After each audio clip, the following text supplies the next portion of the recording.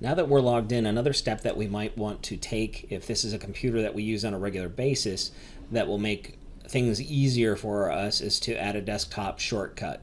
And let me explain why you might want to do that first. You noticed in the last video that when I signed in, because I have a lot of extensions and because I have a lot of bookmarks and all that kind of stuff, it takes a couple of minutes when you first log in to Chrome for all of those settings to come up. Maybe I don't want to do that every single day. Don't want to wait for that to happen.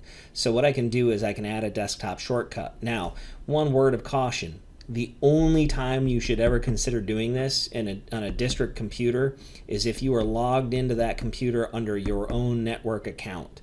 Never do this on a computer that's logged in as someone else, or if you just walk up to a computer in a place like the library and it's already logged in.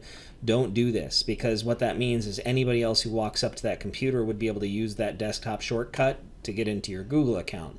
This computer, I'm logged on as me. I'm the only one who's going to see it. So even if somebody else comes in and logs into my computer as themselves, they won't have access. So under my account, I'm okay to do what I'm about to do. So here's what I need to do. So right up here in the corner, you'll see these three horizontal lines. That tells me there's a menu there. So if I click on that, come down to the bottom, it says Settings. So I'll click on that.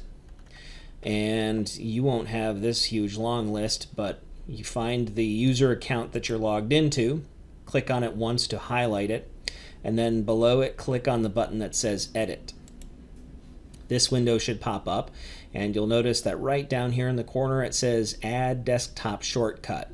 So I'm going to click on that, and I'm going to click Save. Okay?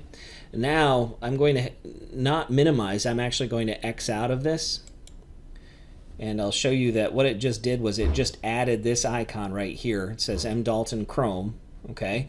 And if I double click on this icon, you'll see that it brings my account up. All of the extensions, everything is already ready for me to go, logged into my Drive account, and you know, I don't have to take the time that I used before.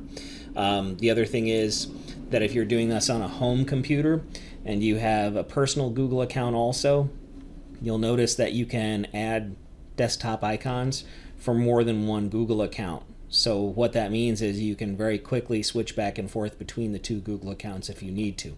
Okay, so that's how you add a desktop shortcut for your Chrome account.